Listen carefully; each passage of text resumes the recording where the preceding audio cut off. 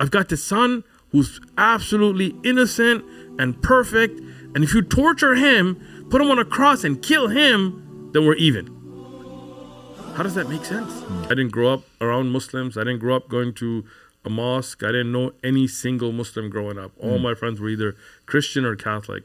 And that's how I got introduced to religion, was because a lot of their parents would send us to church thinking that it would fix us. Yeah. The problem is that we would go to church and they would tell us, well, Jesus died for your sins, so as long as you believe in Jesus, you're going to heaven anyway. It's free. So we were like, all right, well, in that case, I'm just going to keep doing what I'm doing. And Jesus paid my debt, so I'm going to heaven. So it never encouraged us to stop the lifestyle we lived. I used to go to a Catholic church. And I went to both Protestant, Catholic, Baptist, every kind of church, because my friends were all from different diverse backgrounds. But the Catholic church was really interesting because we used to confess every Sunday. So Friday night was bad and Saturday night was worse. Sunday morning, we were in suits with abuelas and tias, like grandmas and aunts, and we were in church and we would go to this little box, and I still remember it. You would go and the priest would be there and you would be like, forgive me, Father, for I have sinned. Last night was crazy. We shot up this other gang, or we stabbed this guy, or we got this guy tied up right now. We've got him in our basement. Wow. Like, we would tell him everything, and then he would just be like, oh, that's bad. And he'd be like, I know it's bad. And it's our life. And he'd be like, you should stop. And they're like, well, we can't. We're gang members. And he's like, well, in that case, say these many Hail Marys, donate to the church. We'll see you next week. Your sins are forgiven. That's and wild. we'd walk out of the box going, woohoo, whatever I did is gone, You drop some money to the church and you say whatever Hail Marys. We used to have little saint, things to protect us while drug dealing. We had a saint that they used to particularly give us to wear in case you're doing drug runs across to Tijuana. Wow. And if you Google it, they have a saint for drug dealers. It's a game. The church has made it into a money-making, a scam. So I read the Bible at the time. I used to go to a place called Horizon Christian Bible Studies every Wednesday, and we finished the Bible like cover to cover. So went through it with the pastor. But a lot of times things didn't make sense. Like I'll tell you something like this was real, right? Like, I'm not trying to get onto philosophy or anything like that, right?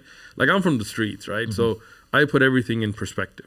So the idea was that the church told us that Adam ate an apple from a tree that he wasn't supposed to, so every child is born with sin. Well, that didn't make sense to me. Like, I should be responsible for my sins, but you shouldn't be responsible for my sins, right? Like, if your dad murdered somebody, is it okay for me to put something on your record for it? No, right? That's your dad. So if Adam did something, that's between him and God, and not me, right? Like, I shouldn't be born sinful because of somebody else's action. So that didn't make sense to me. And then the idea that God would send his son or himself, who is his son? I got confusing as well. And us as humans killing him, torturously crucifying him, makes up for that sin? Made even less sense. That's like if I go into a store and I steal a piece of candy. Like, or let's say my dad walks into a store and steals a piece of candy. And, he shouldn't have taken it, should have paid for it, but he put it in his pocket, walked out. And my dad walks in and he's like, hey, I'm sorry. And the store owner's like, you and your children and your grandchildren and your grandchildren are all going to go to jail for it. Like, how does that make sense, right? And then my dad's like, all right, what can I do? Can I pay you? What can I do? Can I return it? They're like, no, I've got this son who's absolutely innocent and perfect. And if you torture him, put him on a cross and kill him, then we're even. How does that make sense? That didn't make any sense to me. So I was like, nah, I'm good with that. I still used to go to church because all my friends went, but it didn't really make sense. So a little bit later, got into all kinds of stuff, robbed gun stores, worked with the cartels. We used to go over to Tijuana because San Diego's next to Tijuana. Yeah. And it was like I said, it's not like the movies. It's really, really a stressful life. People nowadays, like teenagers, talk about, oh, I'm stressed out because the Wi-Fi dropped and I lost my Clash Royale match or whatever, my trophies went down or whatever, like they think that's stress, but, we would go over to Tijuana and you would go over to the cartel compounds, and like we're 15, 16-year-old kids, and they would have like dead bodies. They would have bodies that were burnt alive, and Wow. you know, in drums, and you could still smell that. That's crazy. I mean, that I'm telling you, like, you cannot forget that smell.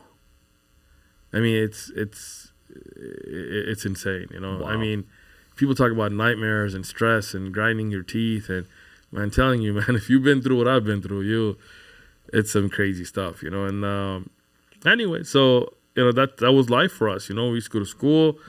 I got kicked out of so many schools, you know. I mean, I had good grades. I mean, but I just, you know, gang life is gang life, right? Somebody walks up, challenges you, you gotta do what you gotta do, and yeah. So I mean, Wilson Middle School, I got kicked out. I got jumped by an Asian gang, and just me and my friends, we were making up laps, and 30 guys came and jumped us, and so we pulled out knives, and when we pulled out knives, and police got called, and yeah, and then went to PB Middle School. I punched a teacher.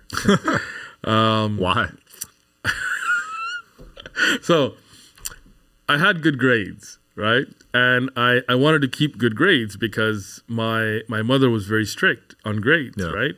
So my mom didn't realize a lot of the stuff that I was involved in because she was working really hard to make the bills, and I never disobeyed my mother. I never spoke back to my mother. I was never rude to my mother. She's still alive. May Allah give her a long life. You can ask her. I mean, I have never spoken back to my mother. Wow. I was never disrespectful. That's not strong. That's not a macho. That's a punk move. You know, that's your mom.